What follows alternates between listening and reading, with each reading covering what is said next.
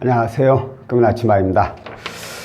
제가 고금리 채무를 여러 건 이용하시는 분들은 반드시 채무통합을 해서 월 납입 금액을 줄여야 된다고 너무나도 자주 말씀을 드렸죠. 당연한 거니까 꼭 그렇게 해야 되는 거니까 제가 자주 말씀을 드렸는데, 자 그러면 이렇게 채무통합을 하고 나서 월 납입금을 줄였다고 그냥 또 가만히 있어야 되느냐? 그건 또 아니라는 거죠. 그래서 오늘은 채무통합을 했더라도 그 이후에 또 어떤 계획을 세워야 되는지 그 내용에 대해서 사례를 통해서 좀 말씀을 드려볼까 합니다. 자, 오늘 문의 주신 분의 자격 조건을 보면 현재 직장 다니시고 4대 보험 되시고 7년 정도 근무에 연봉이 5,800만 원 정도 되시는 분이에요. 이분이 이용하고 있는 대출은 은행에 630만 원, 그리고 저축은행에 5,880만 원, 이렇게 해서 6,510만 원을 이용하고 계십니다. 이분의 신용점수는 나이스가 804점, KCB가 824점. 저축은행에 있는데 생각보다 신용점수가 괜찮아요. 그러니까 높아요. 왜 이렇게 점수가 높을까? 그 이유는 바로 이분이 1년 전에 저하고 상담을 해가지고 채무통합을 하신 분이에요. 채무통합.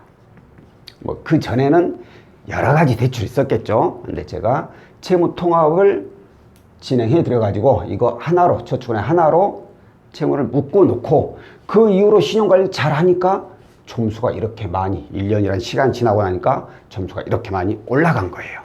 자, 그럼 이분이 이대로 그냥 갚아나가, 다 갚을 때까지 이대로 상환만 해야 되냐? 그게 아니라는 거죠. 이분께서 제 이제 영상을 보시고 저축은행께 이자가 높잖아요.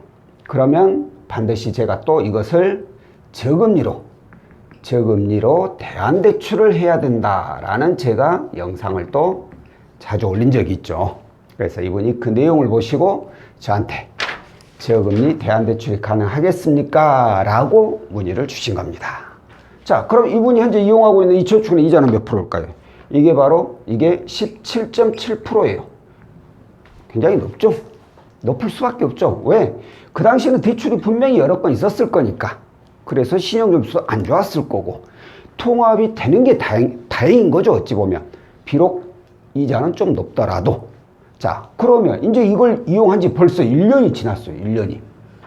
그러면 당연히 이런 경우에는 이제 저금리 대안대출을 이용을 해서 더 낮은 이자로 대안을 해야겠죠.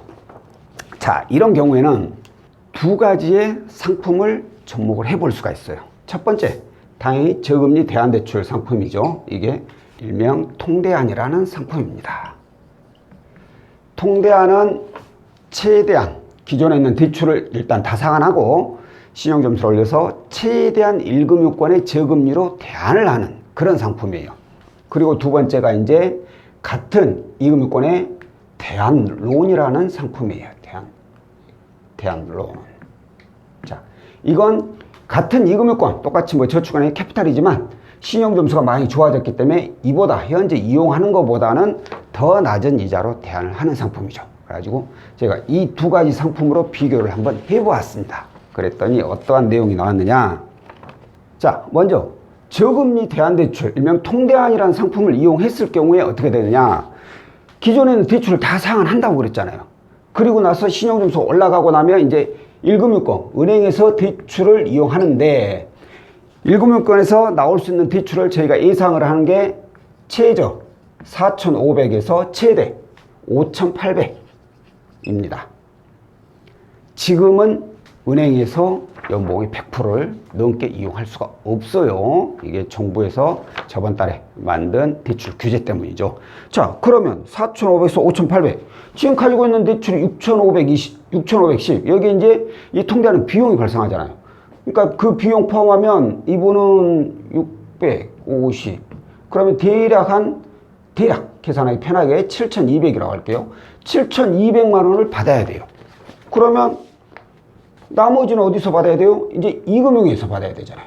2금융께서 받을 수 있는 금액이 적게는 1,400에서, 예를 들어서 그러니까 5,800이 나오면 1,400에서 많게는 2,700을 받아야 돼요.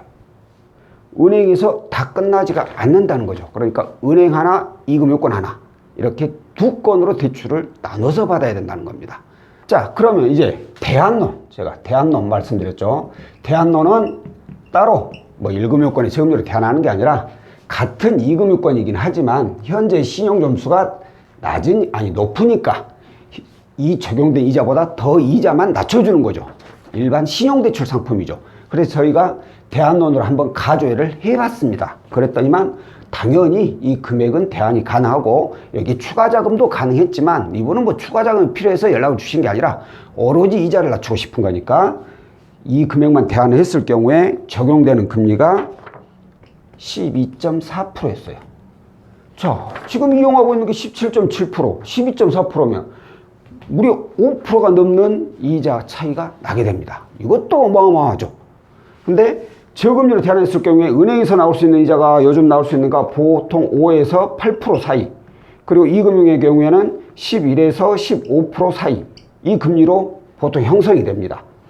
그러면은 이 금액을 그대로 그냥 12.4% 비용 없이 12.4%로 그냥 이금융권이긴 하지만 대안을 하는 게 맞겠느냐, 아니면 1금융권에 4,500에서 5,800이지만 워낙 이자가 훨씬 더 낮으니까 이거 받고 나머지 금액을 2금융권으로 다시 대출을 받는 게 맞겠느냐, 이제 이 두 가지로 나뉜 거예요. 그래서 이분이 오늘 주말 동안 좀 고민을 해보겠다 라고 말씀하시고 일단 전화는 끊었습니다. 자, 오늘 제가 드리고 싶은 얘기가 바로 이겁니다.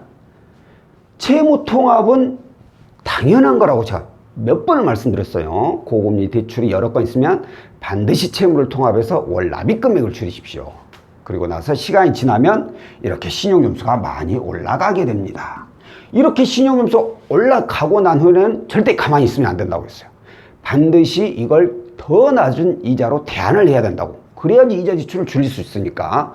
그 더 낮은 이자로 대안할 수 있는 방법은 저금리 대안대출이라는 상품이 있고 또 이금융권에서 취급하는 그냥 일반 대안론이라는 상품이 있고, 이 두 상품 중에 어떤 게 이제 본인한테 적합한지는 그건 내용을 살펴보면서 결정을 하시기로 하고, 그리고 또 하나 제가 드리고 싶은 얘기가 채무 통합을 하고 난 후에 그러면 어느 정도 시기가 지나고 나서 이걸 알아봐야 되나요?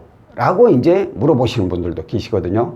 자, 일반적으로 저금리 대안대출의 경우에는 통합을 하고 나서 3개월 정도 후에 신청하는 게 제가 봤을 때는 가장 적합해요. 3개월보다 더 시간이 지나도 상관은 없어요. 다만 그 이전보다는 그 3개월 이후가 낫다는 거고, 이 대안론의 경우에는 사실 3개월이 지나도 가능성이 있지만 이자 차이가 별로 안 납니다. 왜? 신용점수가 많이 높아지진 않아요. 그렇기 때문에 대안론의 경우에는 적게는 6개월에서 많게는 12개월 정도 이후에 신청하는 게 가장 좋습니다. 왜냐하면은 이 시간이 지나면 내가 이제는 최고 점수까지 올랐다고 보면 돼요. 그러니까 이분이 지금 이 점수 있잖아요. 이 점수가 이제 거의 최고 점수라고 보면 돼요. 지금으로부터 또 시간이 지나도 점수는 또 오르긴 오를 거예요. 시간이 지나면 지날수록. 근데 이제 그때부터 오르는 점수는 굉장히 미미하죠. 조금씩 올라가죠. 조금씩. 그렇기 때문에 크게 차이가 나지 않으니까 짧게는 6개월, 길게는 12개월 정도 지나고 나서 신청하는 게 가장 적합하지 않을까 싶습니다. 자, 오늘은 채무통합 후 반드시 이자가 낮은 저금리로 꼭 대안하시라는 내용에 대해서 안내를 해드렸고요. 다음번에 또 다른 내용으로 찾아뵙도록 하겠습니다. 고맙습니다.